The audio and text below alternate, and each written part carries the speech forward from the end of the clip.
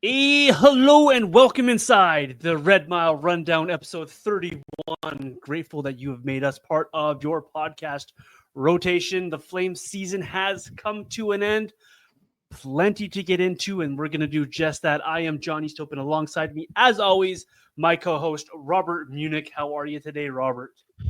I'm doing great. I've officially moved. I'm in Calgary now, full time, so that's very exciting. And my goodness, there's a lot to talk about when it comes to the Flames right now. Holy, there is a bucket to talk about. Glad you made it to Calgary safe. Glad you're getting settled in. No more BC to Calgary road trips for that guy. Robert, end of the season, the Flames are right in it, right to the bitter end there. It ends up being the first tiebreaker that sees them out of the playoffs officially. What'd you make of the final push? What'd you make of the final week? And how disappointed are you to watch that last couple of games? They just came up just a little bit short here. Oh man, it's heartbreaking. Like it was brutal. That second last night of the season when Anaheim gave up the goal with 20 seconds left to Minnesota to push that game to overtime and get the Wild into the playoffs, and that is devastating. Like legitimately devastating for the Flames, for their fans, the players. Oh my God, dude. I feel so bad because they worked so hard. They played, so much above expectations this year, especially in their last 15 games. Like they played some outstanding hockey to finish the year, and man, they totally deserve better. They absolutely did. I'm right there with like a lot of fans that feel that way. The Flames finished with a 4-game winning streak, an 8-game point streak, and 17 point streak versus the Pacific Division in 37-game winning streak when they scored 4 or more goals this year. A lot of things fell. They finished the season with an 11-2-3 record in their last 16 games, 96 points, and they missed the playoffs. That Blues run of 12 in a row really did sink the Flames. You and I were calling the Flames dead a couple of weeks ago, both thinking, hey, this isn't a playoff team. But I have to give a ton of credit to the Flames. They looked at the math and they said, we don't care about the math. All we care about is winning our games and putting ourselves in a position to be in the race. And they did exactly that. They proved me a little bit wrong. They proved a lot of other people out there a little bit wrong. And they just came up just a little bit short. It was a gut punch end to the season. Watching the Flames come out against Vegas and struggling in that first period, and they play that second period a little bit nervous, trying to keep their playoff hopes alive. But then you watch the out-of-town scoreboard, seeing the Blues absolutely take Utah out back of the woodshed there, and then you watch the Wild with that late goal to force overtime to give them that point. It just was a hard way to see the season end, but proud of the team. Like, how can you not be proud of the fight of this team? How proud are you of these guys, Robert, and the fight that these guys put in? Like, they did not care about the math. They just went out there and played their game. Yeah, man. I mean, you can't help but not respect the team, and you can't help but not be proud of what they put on the ice this season. A lot of people, I don't think you and I were in this boat, but there were a lot of people, especially in the national media and fans outside of Calgary, thought that the Flames were going to be in the kind of bottom 3, bottom 5 this year. And yeah, I think you and I and quite a few others within the city here and people who cover the team all thought that, no, the Flames are quite a bit better than that. I didn't think they were 96 points good. I definitely didn't think they would be that high up in the standings, but I definitely thought they would be probably outside the bottom 10, kind of in the mushy middle where they ended up. But man, give the players all the credit in the world, man. They played their asses off, and like you said, in the last 16 games, they're 11-2-3. Like that's a pretty crazy run. I know heading into that last stretch of games there, you and I were talking about how the only time that they've put together a pretty lengthy winning streak was at the very beginning of the season when they won their first 5 games. And I think both you and I were very skeptical that they could even pull off something like that, and they did it. So good on them. It was led by Nazem Kadri. Nazem Kadri had 17 points in his last 15 games. Like really, really impressive stuff. Matt Coronato had 13 points in his last 15 games. A guy like Adam Klapka stepped up. He had 9 points during that time and was 4th in team scoring. Like a lot of guys stepped up to the plate. Mackenzie Weegar was outstanding. Joel Hanley was really good. The goaltending, was incredible as per usual. So like so many positives to finish the season. It is a damn shame that they're not there. Like, I don't know about you, but watching these playoffs so far and just seeing the atmospheres and, especially in Canadian markets like Winnipeg and Toronto, you see the crowd, the energy. You're like, oh God, like I wish we had that in Calgary this year. And they're so damn close, so close. I was tweeting with Derek Wills, play-by-play voice of the Flames, just exactly that thing. I'm like, you watch these first couple of games here, and you saw that whiteout in Winnipeg. You're like, man, what would the Sea of Red been like in Game 3 of that series if that's who they ended up playing in the playoffs? What would that have been like? You had the whiteout versus the Sea of Red. It would have been an incredible spectacle that we just got robbed of now. But these guys, a ton of credit to these guys. You got Nazem Kadri, 9 of his last 12 goals, if I've done the math correctly, was third period or overtime game-winning goals, like game-tying or game-winning goal. Like this guy was on an incredible run. Dustin Wolf, he played 8 games in a row there, something he's rarely done. And winning games, putting his team in a position to win these hockey games. You had the defense play really, really well, really good hockey the last couple weeks of the season here. Guys like Joe Hanley and Braden Pahal found new ways to continue to contribute to this success of this team. And you got some depth scoring as well. Like Coronato came around a little bit. Sharon Govich found the fountain of youth in this last part of the season here to contribute some more. Frost finally scored a goal, which was nice to see. And you had your guys really pull the wagon in the same direction. I give a ton of credit to the coaching staff for having this team prepared each and every night. It's almost like the coaching staff went in that room every day and just they took the standings and they threw them out and didn't let the players see the standings. Then they said, let's just go play, guys. Like, pressure's off, just go play. And that's how they played hockey. It really seemed up until that Vegas game, they played without the pressure on them. They really seemed to rise to the occasion and to the moment here. And that's a ton of credit for all of these guys here. And it really is. You look at some of these players and you're like, you deserved better because of what you've done for this team. Like Nazem Kadri deserves playoff hockey, a chance to go chase another Stanley Cup. Guys like Rasmus Andersson and Mackenzie Weegar, they deserve to have an opportunity to play longer into the postseason. Dustin Wolf deserves to have a playoff series to get under his belt. All of these guys, you can go through the whole list of the entire roster. And you can see these guys, they deserved more. Klapka, what he came out of nowhere to have a really good end of the season here. So really proud of the job the Flames did. Really proud of what the coaching staff did, the messages that they sent to their players and how the players responded. And at the end of the day, just came up a little bit short. And so it really makes you excited for what's going to be coming up in September and what we could potentially see next year from the Flames. Obviously a conversation for a bit of a different day. But it's not all bad, Robert. Well, here, just one more thing I want to add.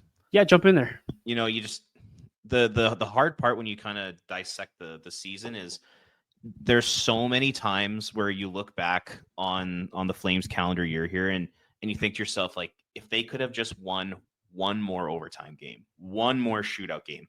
They lost 14 of those this season. 14. Yes. You win one of those, you're in the goddamn playoffs. And then, you take a look at their games against the Blues this season. They have the heartbreaking overtime loss where Colton Parayko pushes the puck in along with, I believe it was Dan Vladar's pad. If that goes the other way, the Flames are in. If they just can get 1 point in their back-to-back series against the Blues back in January, if they just get 1 point out of that, they're in the playoffs right now. And even down the stretch drive too. I mean, blowing that lead to Anaheim was devastating. Blowing the lead to Edmonton was devastating. You look at the game against Dallas when they just completely dominate them. They run their show and they can't even get the game to overtime. Yeah. There's just, oh man, there are just so many times you can look back this season and see they were so close to getting that extra point. And it really does show you that every game matters in the NHL. Unless you're one of the elite teams or you're one of the bottom 5 teams. But when you're in kind of that middle, like the kind of middle 20 of the NHL, man, every single game matters. And I think this season really proved that for the Flames. It's funny. You mentioned earlier that neither of us thought this was a 96-point team. This team could easily have had 100 points if they just had a couple of other bounces go their way. And just, that's how it is. You just mentioned it's just there. It's a game of inches and a game of bounces here. Flames, unfortunately, didn't get those bounces. But I was going to say, Robert, it's not all bad, though, because game 82, we got the quadruple solo lap, has 4 Flames make their debuts, including the highly anticipated debut of probably the most exciting prospect since Tkachuk or Dustin Wolf, if that's your lane you want to stick in. But Zayne Parekh takes to the ice for the first time as a member of the Calgary Flames officially in a National Hockey League game. How excited were you to watch Zayne? How much fun did you have watching Zayne? And of course, we have 3 other individuals as well that we can talk about as well in that game 82. What'd you make of game 82 and the debut of Zayne Parekh? Oh man, it was fun. I mean, it sucked that the game didn't mean anything. Like that was really too bad. But to have 4 players make their NHL debuts in the same game, it's never happened before in Flames history. It's the first time that's happened. So they kind of made history that night. And man, there's some really exciting players there. Obviously, started with Zayne Parekh. I mean, I thought he was really, really good. He exceeded my expectations. Keep in mind it is game 82 and LA didn't have their full lineup in and they probably weren't going 100%. But regardless of that fact, Zayne Parekh showed that even at age 19, he can play in the NHL. Even if it's on a third pair at 5-on-5 and he runs the first or second power play unit, this kid can play in the NHL. I thought he handled himself really well out there. I didn't think he looked out of place. The thing that stood out to me was, number one, the skating. Like the guy he's such a beautiful skater. It's unbelievable. And like a couple other things were like his first pass. Like I thought like his outlet passes were really, really crisp, hitting guys in stride. Like, and he's finding seams that maybe other defensemen wouldn't find because he's just got that incredible vision. His hands were great. The offensive instincts were great. Like on his goal there to give the puck to Michael Backlund, then rip back down low in the offensive zone and go to the net. You don't see too many defensemen do stuff like that, especially at 19 years old. So yeah, I thought it was awesome. I thought Parekh was great. It made me a lot more excited for the future because, I think it's fair to say that Flames fans were a little disappointed in his Penticton and his preseason. 100%. We talked about that. Yeah, like he was really bad during those few weeks there, but man, it looks like he's kind of put on some weight in the gym. It looks like he's almost come back a completely different player. And yeah, man, he was great. He's easily the most exciting prospect since Matthew Tkachuk. I would totally agree with you on that.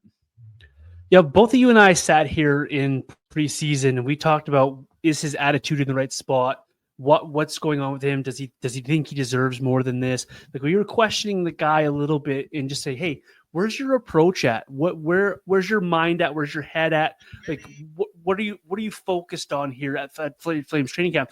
And then you saw his exit interview from training camp, and he very maturely admitted that he had a bad camp and that he needed to rethink it and come back here with a different attitude. Well, he comes back here at the end of the season. He gets in some of these practices and skates with the fellas, and his message the entire time was the same. I'm here to learn. I'm here to grow. And if I play, I play. If I don't, I don't. He came with the right approach. And then when he got his opportunity in game 82, he took that opportunity to show us what he's made of. You saw elite skating. You saw really good first help, but his passing, man, that's what stood out to me the most about his game in game 82. His passing, his vision, his hockey sense, it was all there. We saw it all. People can try to qualify that game. Oh, it was 82 and LA wasn't at full strength. It was still a National Hockey League game versus men. That something he's never done before. And he went out there and he just showed what he was made of. His composure. He was having a lot of fun. He was still smiling on the bench. You could tell. And it was really nice to see. And it was really exciting to see. And it makes you really pumped up and excited to see what a full off season this guy's going to get and how he comes back in September and approaches the Flames training camp. Because what we saw against Los Angeles on the road, not an easy thing to do when you're a rookie on the road in a division rival. He held his own really, really well, and it was really exciting to watch and just some incredible plays. That goal that you mentioned that he got, and that you don't see defensemen go down low like that after making a pass. They tend to stay at the blue line to make sure nothing comes back at them on a counterattack. Not Zayne Parekh. He has the skill and the ability, and it's just incredible to watch. Yeah, like how many defensemen score their first goal on a tip? Like insane, right? It's crazy. Like I love it. People comparing him to Erik Karlsson or what Lane Hudson was doing in Montreal, or I saw some Kale McCarr comparisons. If that's what we're trying to compare this kid to, and that's the expectations of this kid, I think he's going to go right up there to it, and he'll be right alongside those guys if he continues to develop and do what's got him to this point, because it was incredible to watch. Absolutely incredible to watch. Yeah, and okay, so the one thing that doesn't get talked about a lot with Parekh is that I think he was completely unprepared for training camp last year. 100%. And it's not his fault. Like, it's not. So, like, if you go and take a look at his summer last year, it was insane. So he goes to the Memorial Cup. He plays deep into June with the Saginaw Spirit, wins a Cup. Then he goes to the NHL draft, which is just absolutely hectic. Yep. And then he goes to Flames rookie camp and takes up a couple weeks there. Then he goes to a Team Canada orientation camp where Conroy said in his year-end press conference here that Zayne Parekh suffered an injury at that camp. Yep. And then, you hear Zayne Parekh talk, and he said that he only got to spend about 2.5, 3 weeks at home training properly because of how busy his schedule was and because of an injury. So you take all that into consideration, and it totally makes sense why he looked off in Penticton and why he looked off in the Flames training camp. Like we mentioned, he was really bad. And I think it's just because he had zero time to train. He had an insane summer. He was injured. And, I think that kind of affected him in the beginning of his season. But once he kind of got through all that, we saw in the second, or I guess I'd say the second and third thirds of his OHL season, like, he really blossomed. Like, he really, really had a great year. So with a world championship experience coming up for him here, he'll get to at least playing some exhibition games with Team Canada at the Worlds. And who knows, maybe he'll end up actually joining the team. That would be really cool. But between that and then a full summer of training and getting in the gym and getting stronger, the 2025 Calgary Flames training camp and Penticton, or whatever Young Stars tournament they do, he's going to look like a completely different player. Like, it's going to be night and day. I guarantee it. Unless he suffers some sort of setback this summer, like if he comes into the training camp fully healthy, had a full summer of training, watch out. I think the sky is the limit for this kid. I'm really, really excited to see where this goes. Yeah, me too. And I really like the call by Craig Conroy as well to let him go do this world championship thing rather than try to force him into the Wranglers and into that lineup and into some high press situations down there. I like the fact they're just going to let this guy go. Have yourself an off season, a proper off season. Prepare yourself for training camp. And I like that he's going over to the World Championships with Mackenzie Weegar as well. So a guy that is going to teach him a lot in that Flames locker room. A guy that is going to teach this guy how to be a pro. And that's a really good person for Zayne Parekh to be following around. We'll talk about Mackenzie Weegar down the episode here in just a little bit. I wanted to really highlight the other guys that also were part of Game 82, because for me, one really stood out as well for different reasons. One was a little bit disappointing, but I want to start talking about Hunter Brustevich. I went into this game with no expectations on Hunter and his game. Just wanted to see how he would fit in against men at this level after a first pro season. And I have to say, I think I quite liked what I saw from Hunter Brustevich. You saw some rookie mistakes. You saw some really nice plays from him. You saw some steady play from him. What did you make of Brustevich? He played alongside Paul Hall there, who played on his offside, which was another interesting thing to watch in that hockey game. But what did you make there of number 48? Yeah, I mean, I'm right there with you. I thought he was super solid. I thought he made a lot of really nice passes. You take a look at the underlying numbers. It looked like he spent a lot of time in the Los Angeles zone. I mean, the Flames just completely dominated when he was on the ice at 5-on-5, which is awesome to see. And yeah, I mean, my expectations for him are kind of like you. Is just like, he had a rough start to the year with the Wranglers, but I think he's really turned it on here in the second half. And I was just kind of expecting him to hopefully just fit in, just like look like you can play at the NHL level. And yeah, he did more than that. I thought he was rock solid for the Flames. I was super, super impressed by him. And when I project him in the future, you hope he can be a top 4 guy, but if not, maybe he could be like a third pair on your right side and play second power play unit, something like that. Like I think the future is pretty bright for this kid. I was pretty impressed. There's always overreaction to Game 82 because I saw a lot of people on social media putting Hunter Brustevich in their third pair starting next season. I think that's a little bit quick. It's a little bit short-sighted, but I like the positivity that brought to the Flame fan base. They're excited for this guy. He had a very good game 82 and showed us that he's well on his path to being a National Hockey League player, and I think he will fit in quite well when he does arrive on the scene. Very happy for him. As far as the other guys go, Suniev, for me, I don't want to use the word disappointment because you knew he was raw.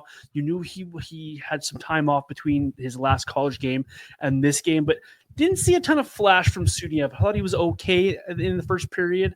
But what did you make of him and his pro debut? And he definitely, for me, is a raw and is a bit of a project here, but a heck of a shot on that kid as well. Yeah, I mean, honestly, I don't have much to add on top of that. I mean, I thought the exact same thing as you. I mean, I thought his first like three or four shifts, you saw the skill, you saw the skating ability, you could see the release. I know he didn't get any shots on net, but you could see the release, and you're like, okay, there's definitely something there. But then I thought he was really quiet for the rest of the night. Mm-hmm. So I mean, and like you said, I mean, the kid hasn't played in a while. It was like what, 2.5 weeks, 3 weeks since his last game. So our expectations needed to be pretty low for him. And I think he's going to go into the Wranglers next season. I basically see the identical development path that Matt Coronato took. Because, Coronato played 2 years in the NCAA. So did Suniev. They put up basically identical numbers in their NCAA careers. I expect Suniev to go down to the Wranglers next year and play the entire season and, maybe get some games at the end of the year or, in a pinch if the Flames have injuries, maybe they could call him up. But I see him as a Wrangler for all next year. And then the following season in 26, 27, that's when I expect him to really push for a spot.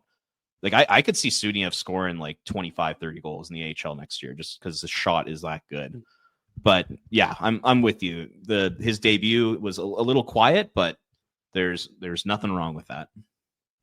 Yeah, I think this is perfect. This is exactly what you want. You give the kid a taste, you bring him in, let him turn pro next year in the AHL level, let him develop. There's nothing wrong with it. 100%. I like that Coronato comparison as well, the path included.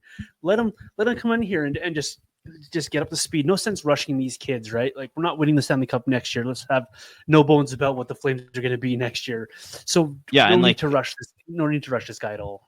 It's cool for him to play in a game 82 against guys like Drew Doughty and Anze Kopitar and 100%. Kevin Fiala and Quentin Byfield. Like the Kings, they put out a pretty decent lineup on Thursday night, and to have Suniev get to experience the NHL in Los Angeles against a lot of really good players, a couple future Hall of Famers, like that's pretty important. And I hope he takes that into his summer training and he comes into training camp next year and rips it up and has a great year in the American League. The fourth guy to make his debut actually scored in that game, and it was an awesome goal from Sam Morton. He played just over 12 minutes in that game, couple of hits, had a block shot, and it was able to get his one shot on goal to go into the net. A lot of people, again, on their nice little mocks on their Twitter accounts, have Sam Morton beating out Kevin Rooney next year for that fourth C role on the Calgary Flames. Again, I think it's a little quick for the trigger on that, but I really liked what I saw from Sam Morton in the small sample we saw of him, the way he goes to the net, the way he plays and skates. There's something there for the Flames. I don't know if it's going to be next year or later next year or when he's going to arrive on the scene here, but I kind of liked what I saw out of Sam Morton. What about you? Yeah, I did too. And the thing I really liked about his game is just like the forechecking, the work ethic. He's tenacious. Like, you can tell he's like one of those guys that just is tough to play against because he just never gives up on any play, which I really like to see. And I think you want to see those qualities from guys in your bottom six of your forward group. And then, he goes hard to the net. He scores a goal. Like, that was such an incredible moment. That was so awesome to see, especially for a guy, I think he's like 25 years old.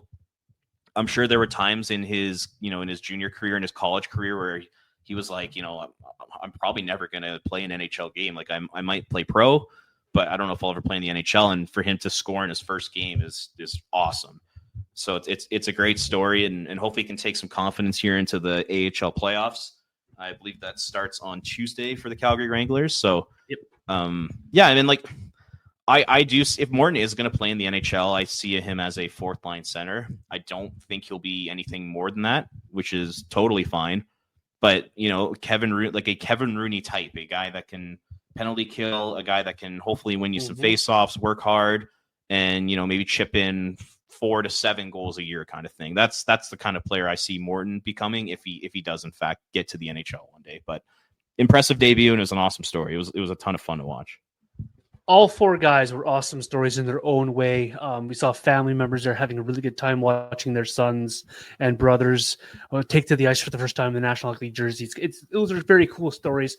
One more guy I want to hit on from that game before we move on to the locker room cleanout stuff. Dan Vladar sat on that Flames bench for nearly 2.5 weeks watching Dustin Wolf do what Dustin Wolf did. He gets the final game of the year. All the things you want to say about the game and what it was, what it meant nothing. But I really want to give Dan Vladar a little bit of accolades here and a little bit of credit for coming off of the bench, playing in this no-nothing game. But he played that game like his life depended on it because he's playing for a contract. He deserves a ton of credit for coming off that bench, being a really good teammate, and helping the Flames in that final game 82 get the victory here. A big reason why they won that hockey game was Dan Vladar. Just wanted to give him a bit of a shout out here and see what you made of Dan Vladar's last appearance this year. Yeah.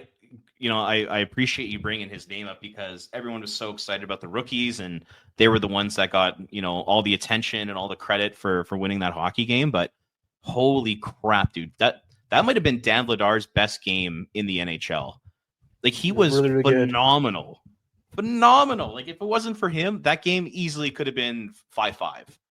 And it should have been way tighter than it was. Like he was like making like cross ice saves. He's diving all over the place. Do you remember the game earlier in the season when the Flames just completely just played like crap in front of him? Was it in Florida? Yes, the Florida game. That was terrible. That game in LA reminded me of the Florida game where Vladar was just making ridiculous save after ridiculous save and keeping the team in it, and then finally late in the third period, the floodgates opened for Calgary. But yeah, no, you're totally right, man. He was phenomenal. If it wasn't for the rookies, he would have been the story of that game, 100%. Not bad. 30 saves on 31 shots against Los Angeles to end the season. Really good job by Dan Vladar. All right. Zayne Parekh took a lot of the headlines the last week of the season. Dustin Wolf got a ton of the headlines before Zayne Parekh. But one Rasmus Andersson has seemed to be stolen the headlines from everybody at locker room cleanout. So that's where I want to start our conversation here about the year-end locker cleanout conversation. He had some really interesting comments about being part of the Flames organization, about his desire to be part of the Flames organization, his future. And then he had his quote about the fans. Robert, what'd you make of Rasmus Andersson? He was very honest, very open in his year-end press conference. What'd you make of what number 4 was telling the media? Well, I'm planning on going on a big rant here, so I'd be curious here to get your thoughts on Andersson. I want to hear kind of what you've thought of all those comments. All right, stay tuned for a Robert rant. This is going to be great.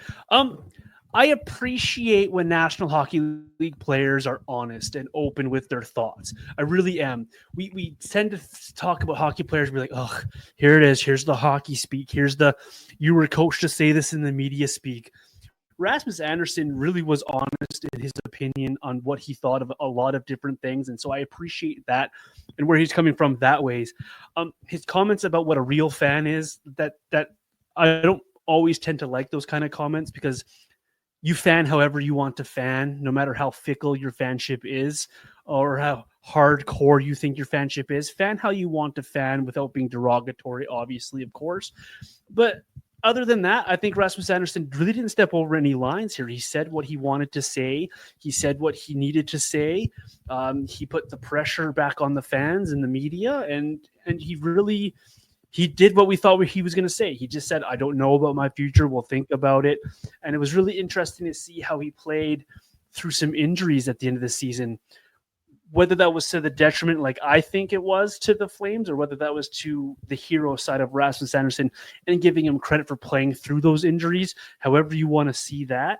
I just think that at a certain point, maybe players shouldn't play if they're going to be, a broken foot, something hard to play through. But that shows you the warrior Rasmus Andersson is, shows you how much he cares about things as a member of the Calgary Flames. He had a tough season, And he was just being honest for me at the end of the day. And I have to appreciate that and tip my hat to that side. Yeah, I agree with a lot of that stuff that you just said there. And a couple other positives that I took from it, like the one thing I really appreciated is that he didn't bullshit the fans. You know, you take a look at like the last like 3-4 years here.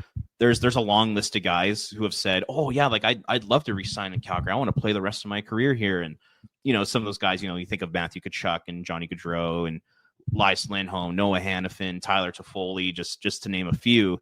You know, they all said they wanted to play in Calgary. They all said they wanted to re-sign, and it never happened, despite the fact the Flames offering huge contracts to most of them. I don't think they offered one to Tyler Toffoli, but I do believe that they offered some big money in term to every single other guy that said that they wanted to resign and ultimately didn't end up doing it. And I like that Andersson said, he's like, you know what, like I don't really know what the future holds. And he's like, it's been a long year, and he's you know, he's had a rough year on the ice. I think he had a rough year off the ice too, kind of by the sounds of it. So I think he just needs to take time and, you know, talk to his family about his future and go play in the World Championships and try to kind of forget about this season on the ice for him. And like I respect that. I like that he didn't lie to the fan base. I like the fact that he didn't just blow smoke up our ass. Like I really respected that from him. And, you know, and he's right. It's a huge decision. It's a major life decision. And he doesn't have to decide right now. He's got lots of time to decide on that. So, and, you know, like I kind of mentioned that I think he had a rough season off the ice. And the reason I say that is just because, you know, that year-end press conference there, that sounded like a guy to me who let social media and who let the kind of online criticism of him really get to him. Like he sounded like a guy who wanted to get back at the fans, and he wanted to call out the fans for you know, being pretty hard on him this year. And I don't think it's unfair. Like the criticism that the fan base had towards him, I don't think is unfair at all, because he is a major member of this team. He is in line to sign in a 7 or 8 year contract. Like he's a major part of this team. And, you know, he had a terrible year. He had a really bad year on the ice. Points were down. The plus minus was crazy bad. The underlying numbers were not great.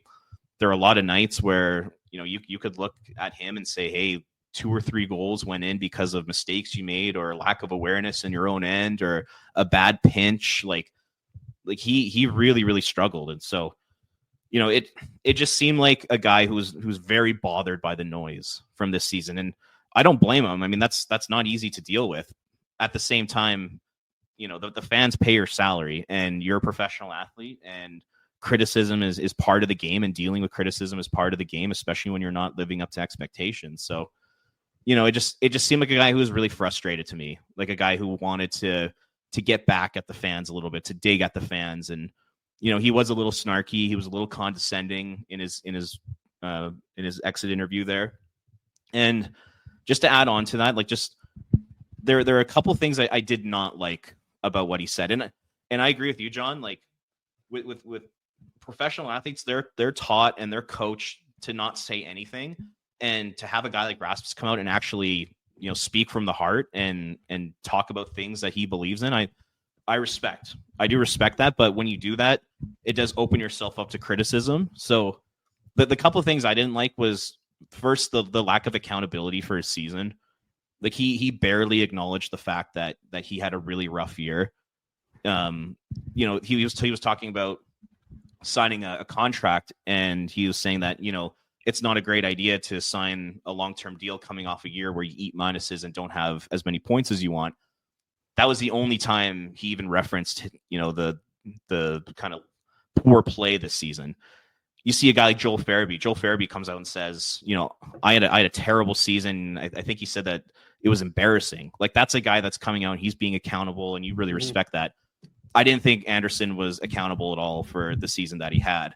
And he almost ended up blaming the fan base for it, which was ridiculous in my mind. And then the second thing that upset me is, you already mentioned it, but like I wouldn't call it an attack on the fan base, but to call out what he called it the 10%, the people that are on Team Tank.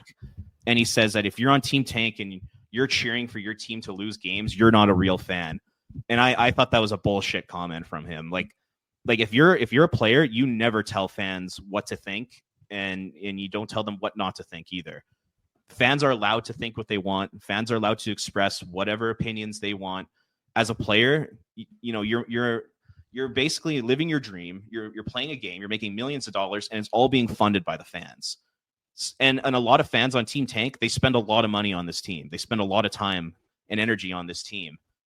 And the thing I don't like about it is that, Rasmus was basically making it out to be that people that are on Team Tank, they just want the Flames to lose. Like they're haters. There's no reason why they want them to lose. They just want them to lose, and you're not a real fan. And I thought that was just a complete load of shit from him. I did not like that. I thought there was no context behind his comments. Like when you think about it, people who are on Team Tank, all they want is for the Flames to win in the long term. All they want is for the Calgary Flames to draft elite talent and build a core group of players that you can actually have sustained success with, like a Tampa, like a Washington, like a Pittsburgh, like Colorado.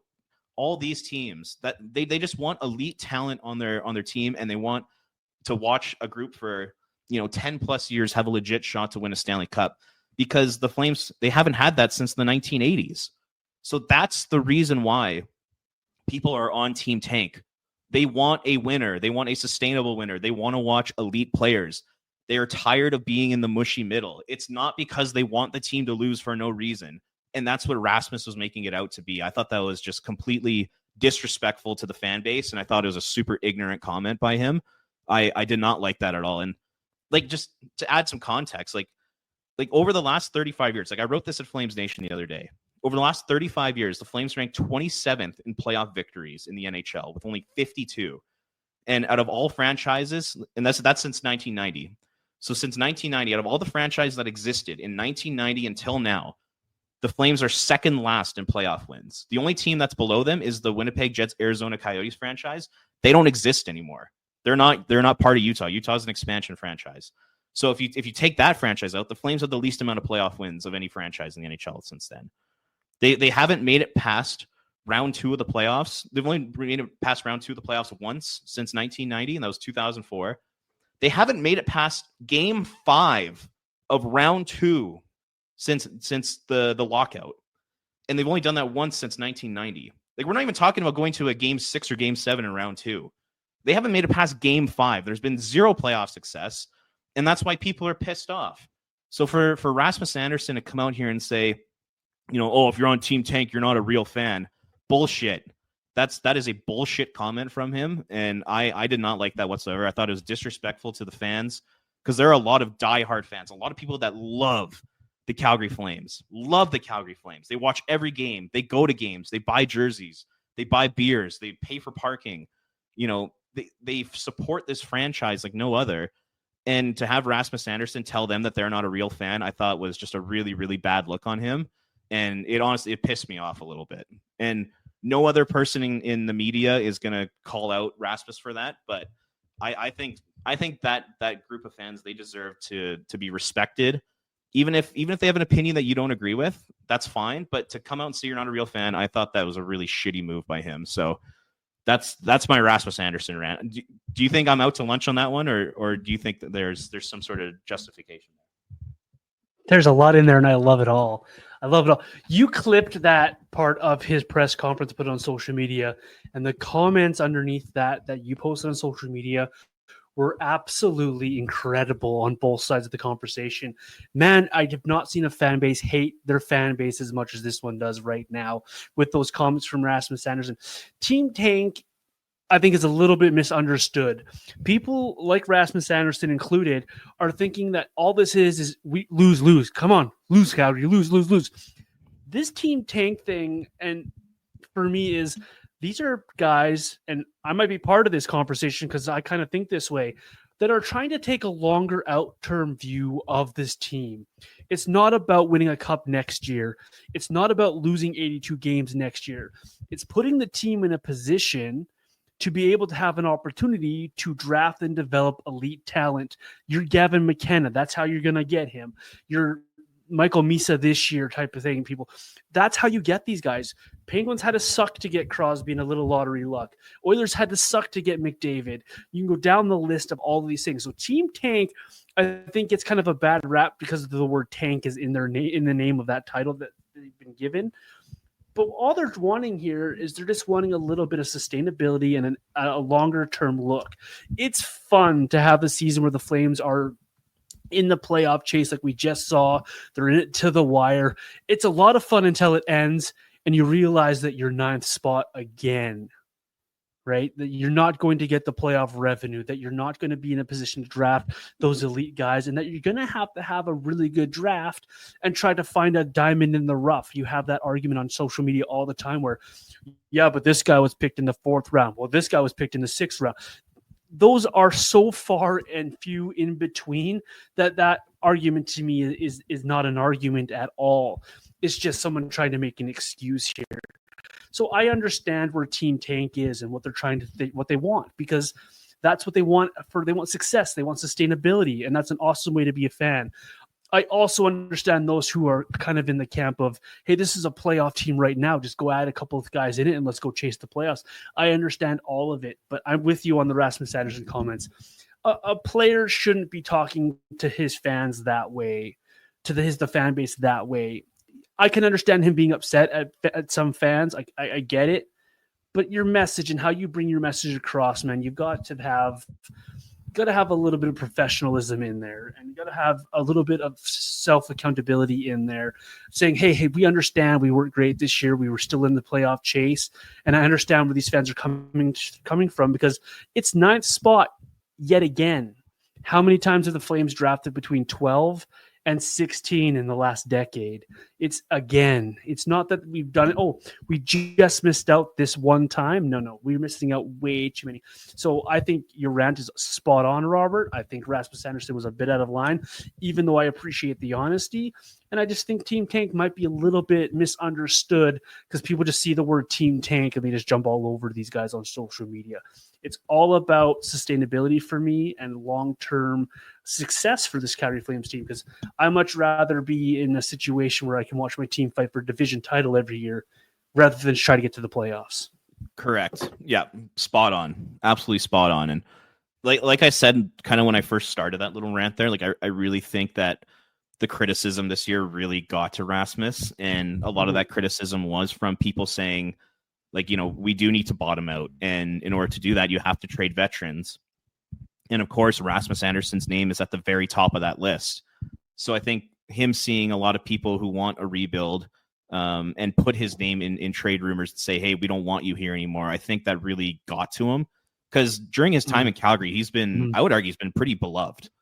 Like, I think fans have really enjoyed having Rasmus Andersson as part of the team. And this is the first year where they really started to kind of get on him and criticize him. And part of that is because of his play, because he just wasn't good enough. He had a really bad year.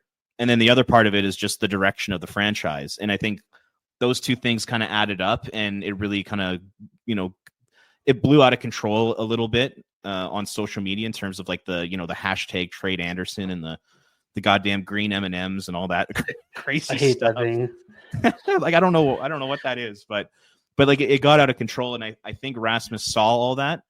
I think he's been pretty invested in looking at social media. And I think this year-end press conference, him saying you're not a real fan, is his way of getting back at those people who want to see him traded. And I think it was, it was almost like a little bit of vengeance, or he's like looking for a little bit of revenge, or looking to get his side of the argument out there, something along those lines. Like, that's kind of what I think happened. And I think he kind of let his emotions get the best of him a little bit. And yeah, honestly, it's unfortunate because, like I said, he is beloved by a lot of people in this market.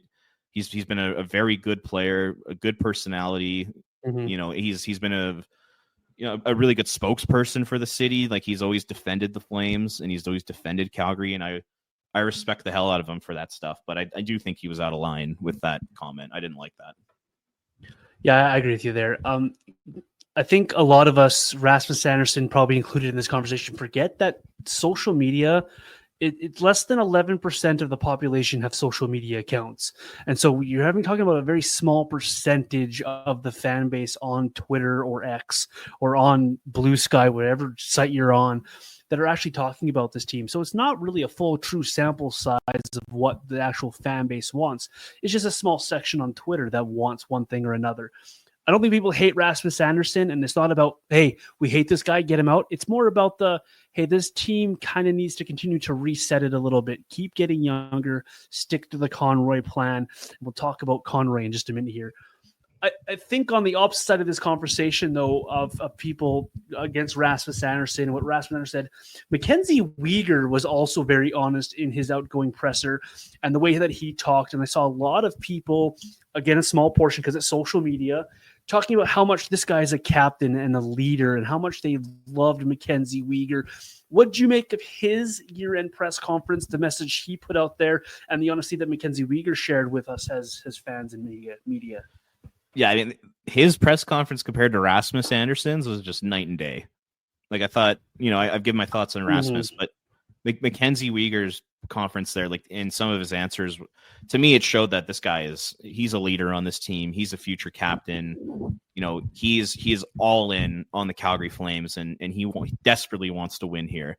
And, I think he is a major part of the culture that they've built here. And I do think that culture is important. I know it's been kind of blown out of proportion a little bit by the media, but I do think it is important that you do need to build that. And I think Weegar is a massive part of that. And man, if I were the Calgary Flames and I was in like their PR staff, I would get Weegar in front of as many cameras and as many microphones as possible at all times. Like, go on major national wide podcasts, go on local news, go on podcasts, like, get this guy out there because he's such a good salesperson for the Calgary Flames organization. Like the way he talks about it, like he talks about the city in such a great way, talks about the organization in such a great way. Like, I was super, super impressed by him. And, when the day comes when Michael Backlund either retires or he leaves Calgary, it is so obvious to me that Mackenzie Weegar is the next captain of the team.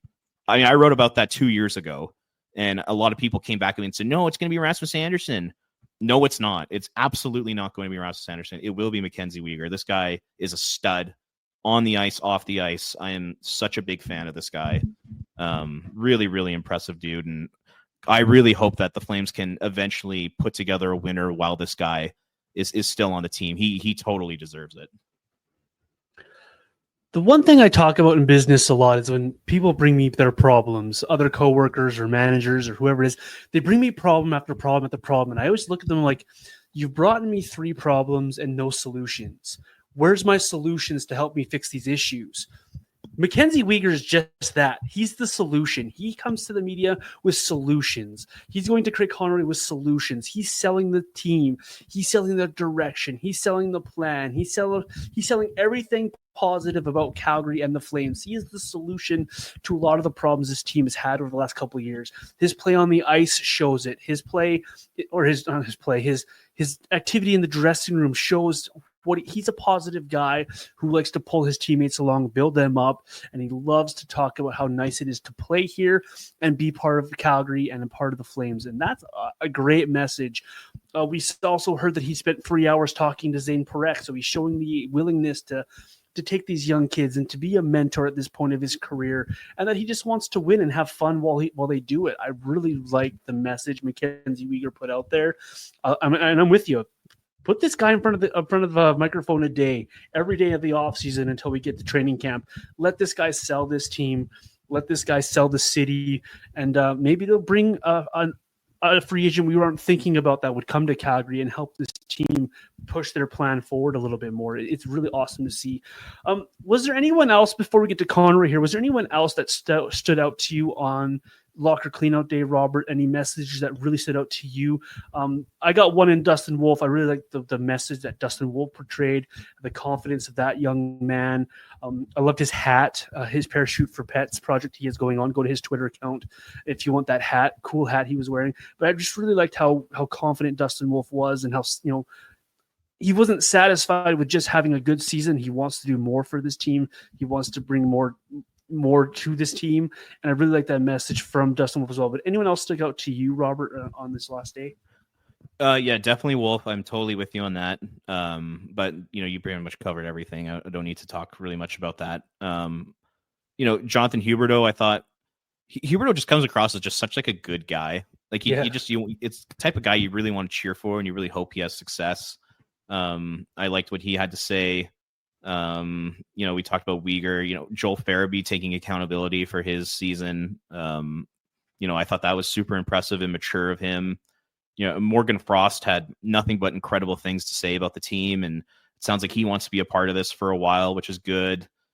Kevin Bald said that, his plan is to sign long-term in Calgary. I mean, as he should. I mean, this guy, he needs to cash in on the season he just had. This will probably be the one time in his life he can, sign a long-term massive contract. Zayne Parekh was awesome. I love the energy and the enthusiasm and the positivity and the smiling and like just the engagement.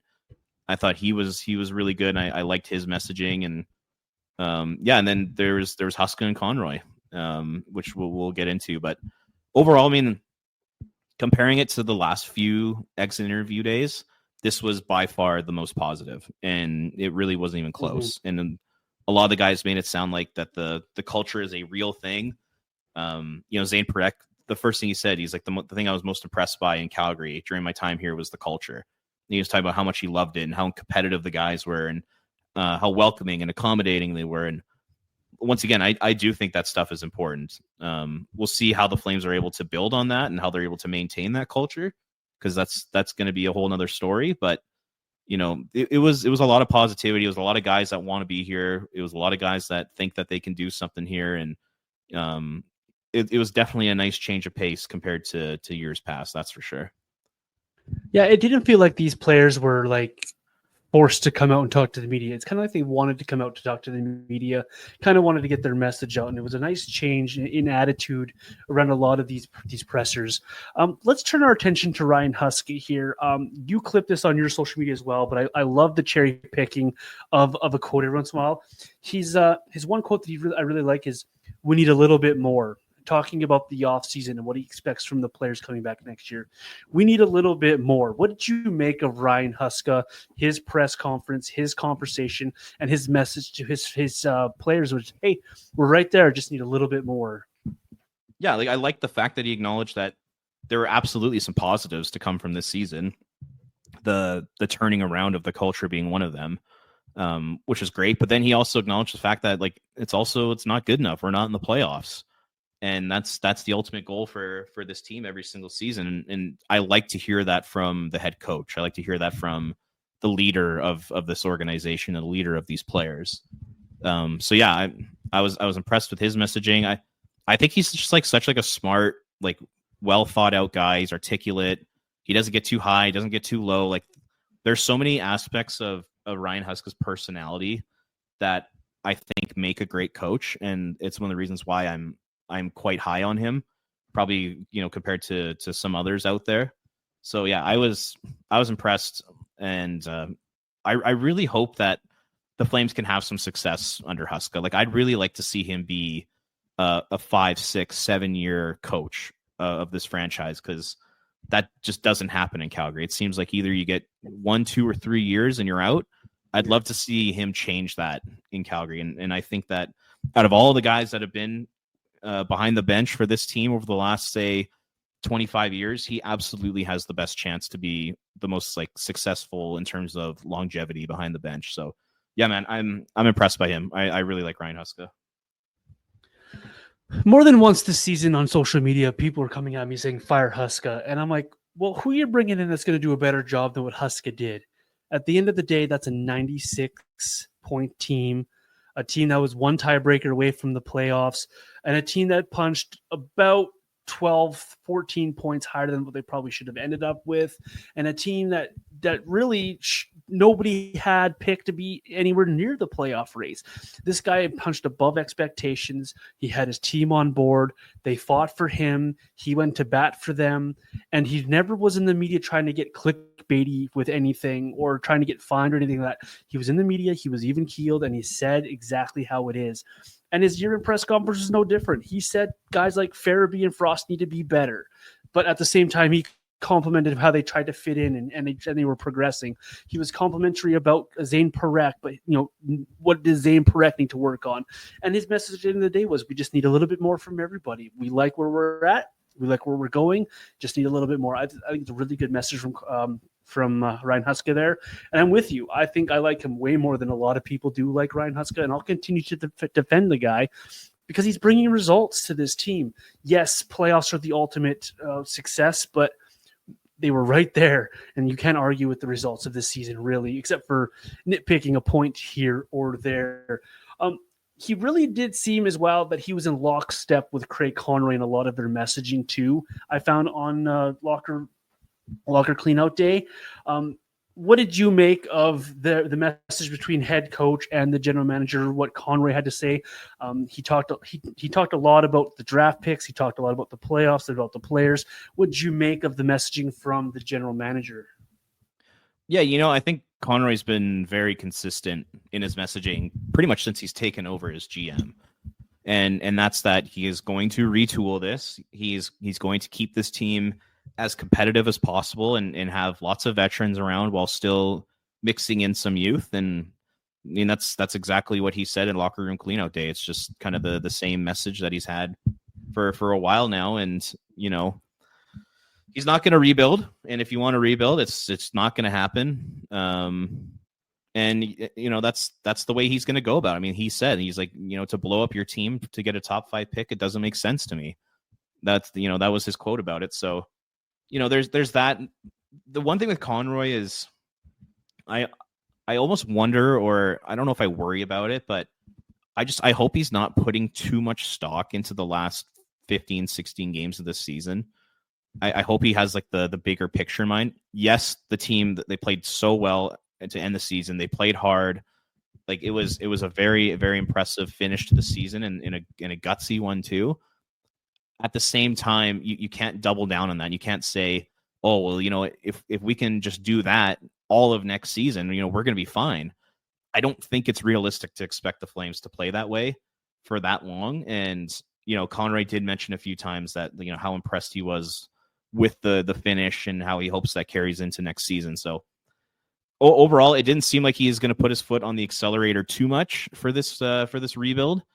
But I still think he's going to want to make some improvements. Like I could totally see him going out and making a Dougie Hamilton style trade where maybe he trades, a first round pick and a second round pick to bring in, a Bowen Byram, for example. I don't know if that would be enough to get it done, but that type of deal I could see him making. And the only other thing that kind of worried me was just I've just seen a lot of talk about offer sheets. Like it's mainly coming from Frank Saravelli, and he's mentioned he's connected the Flames a few times to offer sheets, and he had mentioned JJ Peterka the other day, and I'm just like, oh, like if the Flames give up that 2026 first round pick in an offer sheet, I think that would be such a mistake, because next year I could see this team finishing in the bottom 10 and having a legit shot to win the lottery to get Gavin McKenna or to get another like a top 5 pick for a pretty deep draft class. So just if you're Conroy, I hope he stays the course. I hope he stays patient.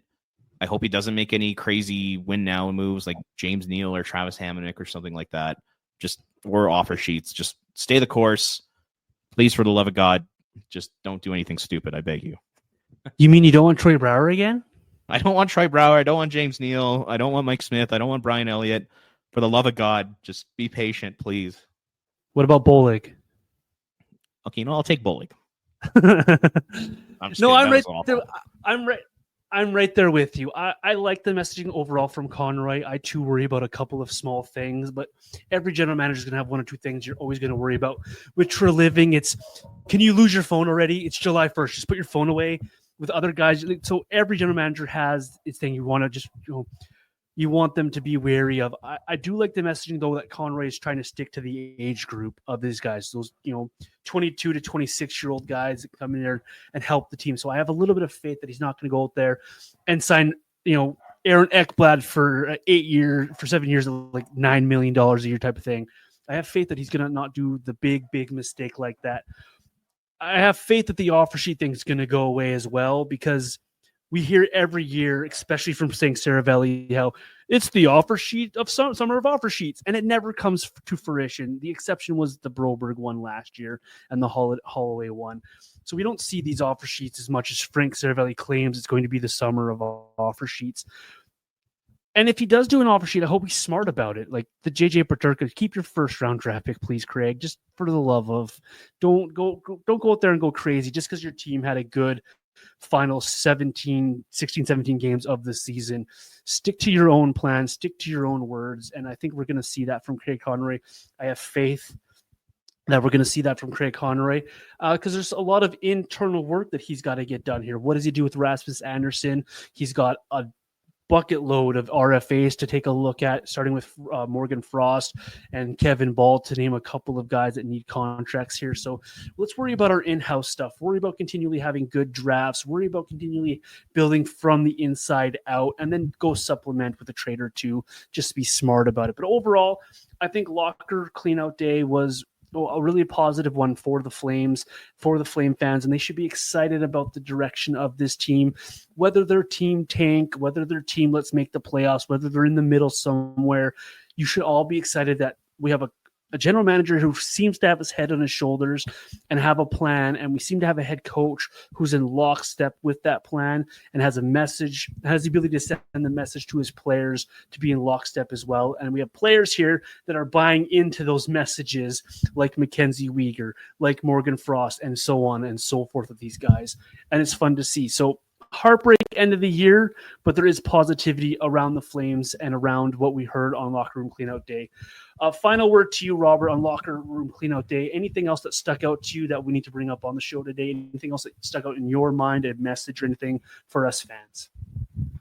No, I mean, just I like all the messages. The fact that they do have a culture in place, and hopefully one that they can continue to build on and maintain, is very exciting. And you know, like you said, there are some things to be very positive about when it comes to this team. I agree with you on the head coach. I do think Ryan Huska is probably one of the better head coaches that this organization's had in a long time.